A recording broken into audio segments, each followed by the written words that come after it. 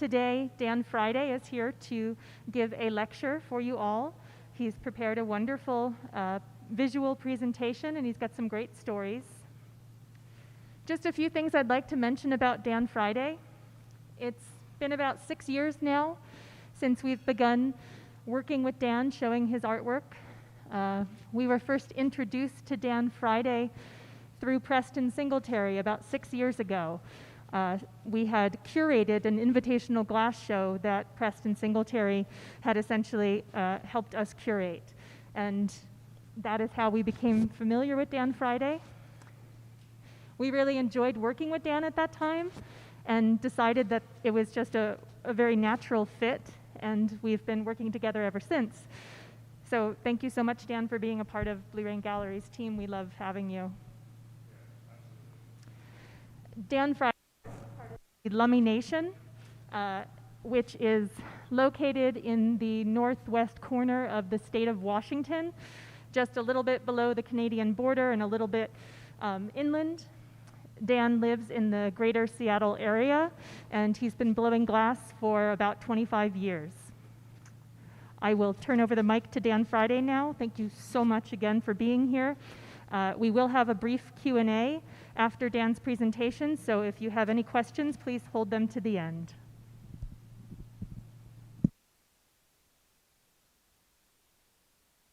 Thanks, Denise. I really appreciate that. Haishka. Big Haishka for everybody tuned in and the people here. And I'm really grateful to be here. Blue Rain has been a great gallery to work with. And the people I've met here in Santa Fe have been lovely. So again, big Haishka. My name is Dan Friday. I'll just kind of start with this first slide. Again, I live in the Seattle area. My family comes from the Lummi Nation. On this small map, you can see the most northeastern island of the San Juans is Lummi Island, but the Weklami or Lhoktamish people come from the San Juan Islands originally, and now if you can see Bellingham Bay in the right-hand corner, the Lummi Reservation is that small peninsula that sort of hangs down there. This is my sister Ray. We work together quite a bit, and I'd kind of be remiss if I didn't mention her, and she will be in the slideshow later. This is a picture of my family, Ray and my brother and my cousin and my aunt up at the Stommish Water Festival at the Lummi. But I'm going to show you some older pictures of my family and where I come from, because it's what we do is we talk about our relations and how we got where we are, and we owe them a great gratitude of thanks.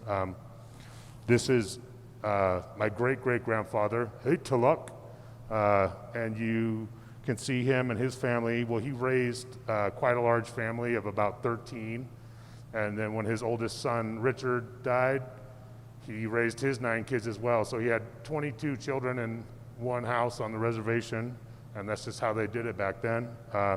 This is again another picture of Hilaire, or also known as Frank Hilaire, and Hilaire is a large name on the Lummi Reservation. Here's a picture of him and his wife, and I don't know if you can see in the bottom right-hand corner on the drum is the Hilaire Bear, and you'll see that featured a little bit later. This is one of the canoes. This is like a Nootkan-style canoe, but this is Frank Hilaire and one of the boats that they use, the canoes. And again, this is kind of the Lummi people, being islanders, are just a large connection with the water and or the Salish Sea, which is where the San Juan Islands are located. This picture is of the Setting Sun Dance Troupe, and you can see Frank Hilaire in the back, and his son in the front and center, Joseph Hilaire, or Quoquot, my great-grandfather. And he was also a large cultural purveyor of the Coast Salish people and Lummi people throughout the Puget Sound. He was a totem pole carver and a dancer, and again, just somebody who was a real powerful influence on my life. His totems, but also just kind of the way he was a large advocate for the tribes. He worked at getting Native Americans hired in the unions in Washington State. He was at the forefront of that, and again, his legacy was all throughout the Puget Sound. There's a picture of him with one of his totem poles at Bellingham Bay.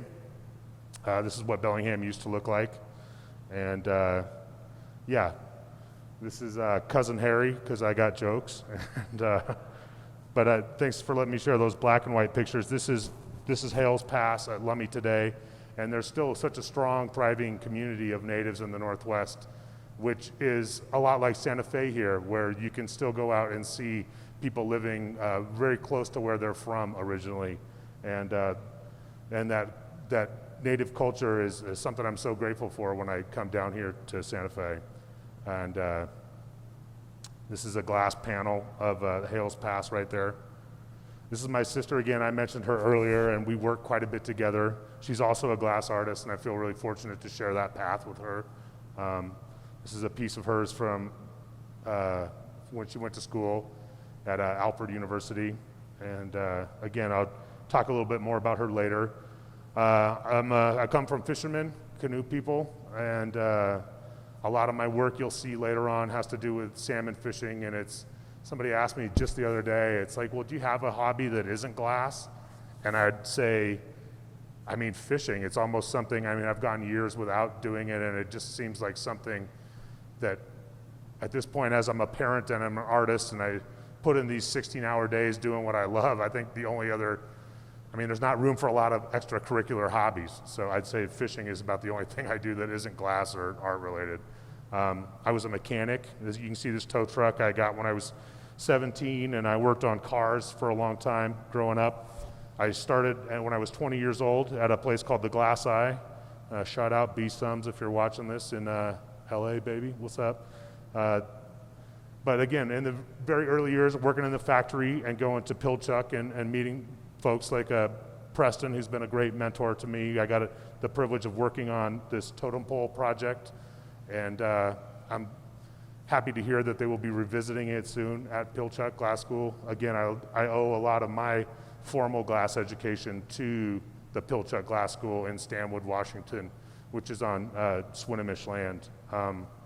Pilchuck, working for Dale Chihuly, something I kind of lucked out on getting a job there when I was into blowing glass about 2 years. And so for 20, I guess I started in 2000, so I guess about 4 years in, I started working with Dale, and it's really changed the course of my career, just kind of being around somebody and that's at that level, and meeting all the different people in the process that are behind the scenes, and like taking images of your work is some of the most important things. Some of these next images you'll see are my very earliest works, and again, a lot of these pictures are just taken with a crappy little camera, but I'm just grateful to have them now at this point. This is a slide of my first boat, the Rubinator, and this is my Uncle Reuben. It was a gift from him. And these, again, some of my earlier works, and I'll just kind of blaze through these so you can kind of see. As a mechanic, I was really into mechanical things, and it just kind of seemed like that's where I was living. I grew up working on cars, and I always kind of thought I'd be a mechanic for the rest of my life. But when I walked into a glass shop and I saw people using the fire and the teamwork and all the different nuance that you have to know to work in glass, I'm like, that's for me. That's something I could spend my life doing. Not fixing other people's broken problems, but creating things with my hands. It just seemed, I mean, I knew instantly that that's what I was going to be doing. Again, these are some of the earlier works. You can see the gears and a lot of things. And then I did this is a first show I had in about 2001 at the Daybreak Star Cultural Center in Discovery Park at Fort Lawton, which has got a large native history in Seattle, if you're unfamiliar with it. That's a Tommy's Hawk, the Serenades. And again, this was right about the time that the Twin Towers fell. So you can see that was where I got the inspiration for a lot of this work. This piece is called This Land Is. This is Trail of Tears. Yeah, so these are some of my earlier works. Again, there was, in glass art, you work in these teams, and for a long time I spent working for Dale and other artists doing what I like to call the Seattle Shuffle, where you go over here and work for a while, work over there, and you pick up a lot of tricks that way. And in between paying your rent and working, it still can be really tricky to find your own path in this material. So you explore a lot of things, and right about the time this owl came and stayed in my cabin at Pilchuck for a couple days, I had just started making owls, so I can't always read the writing on the wall, but I took that as a sign I should keep making owls. This piece here this is the Haytaluk or Hilaire Bear. We don't have a crest or like a clan in Coast Salish story, but this is the symbol of our family, the Hilaire family. I'm a Friday, but like I said, on my grandmother's side is all Hilaire. Again, these are the bears. The first bears had feet. I don't make them like that anymore, but they got to start somewhere. It took so much longer to make them realistic with the feet. I think this is the first one I made. And then they started having no legs and kind of becoming just more sculptural in a way, kind of letting the glass just be glassy, which I really like. A lot of my work is solid and is different in a lot of ways than a lot of the blown work. It may look smaller, but for the same amount of glass, you could blow a really large piece that's in one of these bears. They're pretty heavy, and it just kind of reacts differently. There's, again, you can see I kind of apply a lot of these Venetian techniques, the cane and whatnot, and on the surfaces of these bears. This is a lightning bear. And then these are some of the first ravens look like. And then I've been working on this series. This is the Wecklium comb. Wecklium means place of frogs, and that's the name of the Longhouse at Lummi. This is, again, my great-grandfather, Joseph Hilaire, or Quoquet Osium. And he was a totem carver. This is him in Pioneer Square in downtown Seattle, and you can kind of see in the background the Newman building, which was new at that new 1960s architecture at the time. But he had a great legacy as a Coast Salish totem carver in and around the Puget Sound. This is a book they wrote about him right before my Aunt Pauline passed away.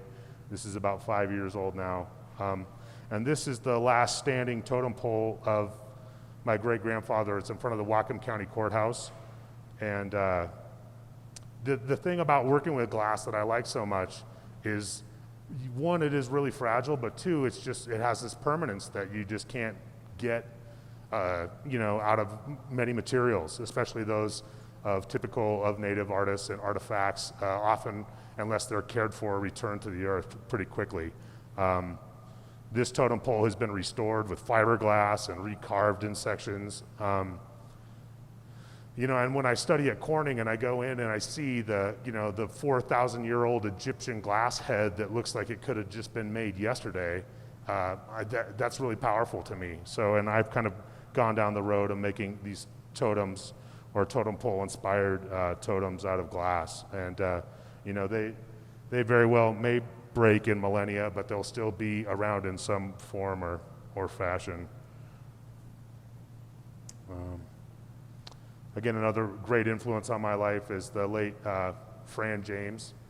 And she was largely inspirational for me in a lot of ways, with kind of giving me that permission to just you gotta be making your own work and get out there. And it's great that you work for all these people that have arrived at some level, but at the end of the day, we make things with our hands. It's what you gotta do, and you've gotta, you gotta swing the bat to hit the ball is kind of what she was saying in a lot of ways. And it was big for me. Her son, Salit, or Bill James, just recently passed, and he was a hereditary chief of our tribe and a great leader. And he got a lot of those teaching from his mother, and she was also a very large cultural purveyor for Coast Salish people and the Lummi people particularly. Right after she passed, I started making this series, the Basket series, and I wish she could have seen him, because she did really help steer me down this path in a lot of ways. You can see some of these baskets. These baskets are made with canes, which are rods of glass. It's a lot like a mosaic. I have a small video, I think, here that should hopefully play. was fortunate enough to work with some people from the Longhouse and a bunch of other Coast Salish weavers when I kind of started exploring these methods of making these basket patterns, because there are so many great patterns, and that was such an avenue of artistry, whereas so many native artifacts were works of art, but they're also functional, and how they were adorned is a lot of times the artistic liberties that they took with them. See if this here will play. It's, I don't know here. There it is, yeah. And so this is what making a basket looks like hot. It's kind of a precarious exercise. Do a large roll up here of the canes or the mosaic. I kind of turn it into a bubble with this little wad of fresh glass. It kind of completes the open void there and making it a bubble. It allows me to then inflate it with a blowpipe. I'll sift some black powder on and wipe it away, and that sort of gives it like that scrimshaw feel where it gives a little more depth. It goes back into the furnace for another layer. And at this point, you can really see the teamwork. One person's blowing, one person's turning. I'm shaping the bubble, and I can't really do any of the work I do alone. It's definitely a team-oriented sport, and that's something that's really behind the scenes that not a lot of people see, but that I love so much about glassmaking.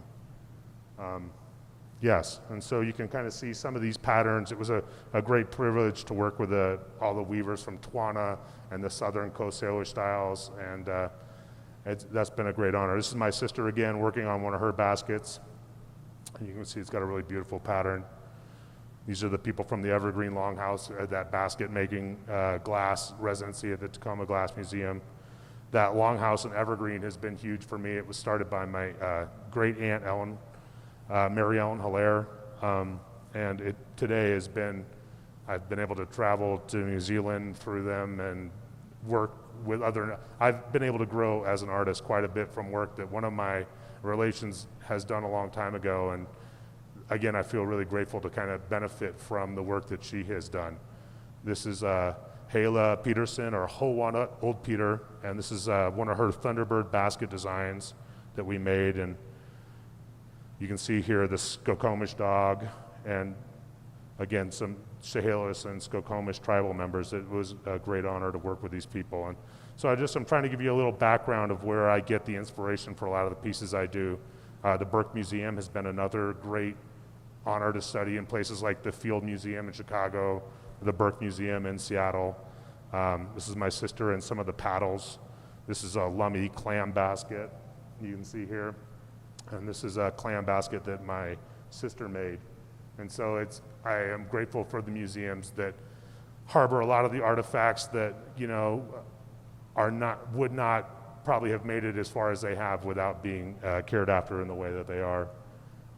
In this picture, you can see, again, my great-great-grandfather, Talok, or Frank Hilaire, and what he's doing is he is giving a demonstration to the settlers there, and this is about 1890, of how Lummi reef net fishing worked in the San Juan Islands.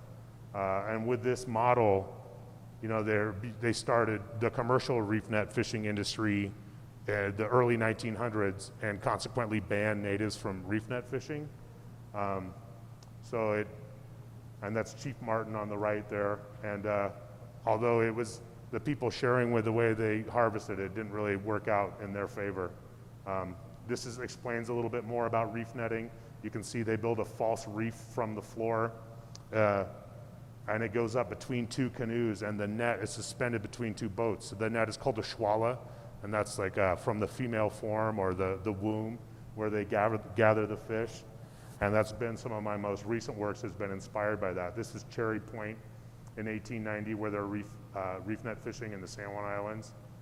Camp English, which is the English military base. I don't know if you've ever heard about the war between England, the pig war on San Juan Island. That is actually at Camp English, which was the head, or from the Swatan, the chief of the Lummi people, or one of the beginnings of the Lummi, the first Lummi man, the survivor of the flood, is from that village there, which was not called Camp English at the time, but was the largest reef net fishing in the San Juan Island.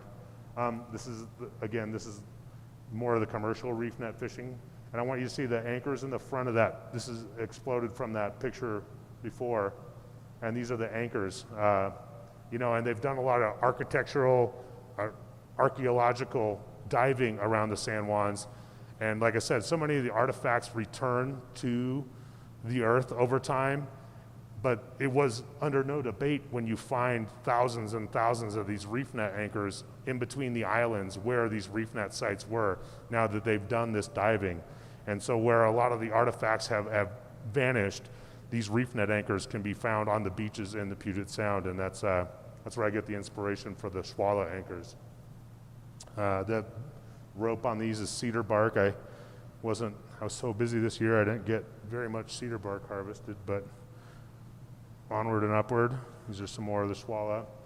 And these anchors in these pictures and these salmon, they kind of come from a larger installation that I put together at the Bellevue Art Museum of the Schwallow, or the reef net.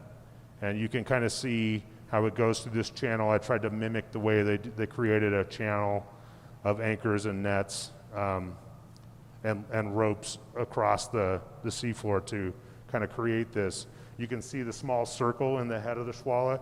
That's where the chief of the salmon people was allowed to escape. And after they caught that first harvest, that first catch of the season, they would go back to the beach and they would celebrate in ceremony for protocol.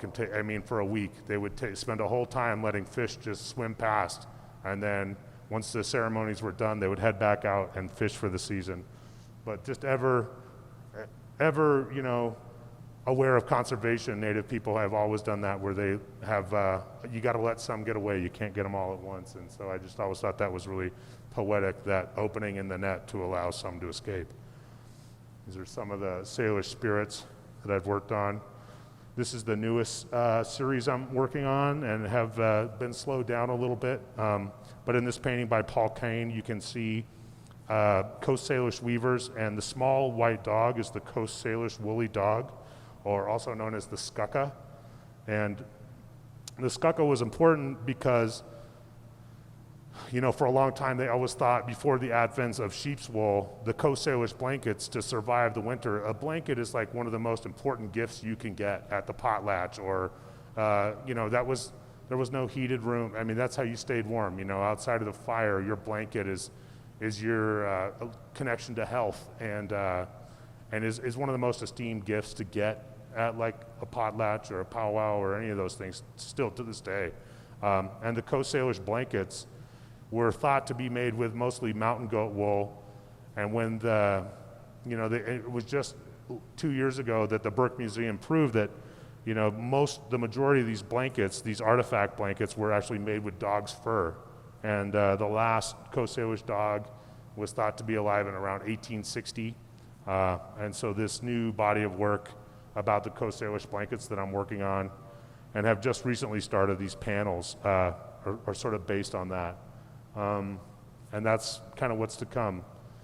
A lot of what I do, like I said, I've benefited quite a bit from the teachings of my grandparents on my aunties, my uncles. I've learned a lot from people outside of my family, Preston, Paul Marioni, many of these people that kind of encourage you along the way to take these chances where, again, I don't have a formal art education, but I needed to be told I didn't need that sort of permission to create my work.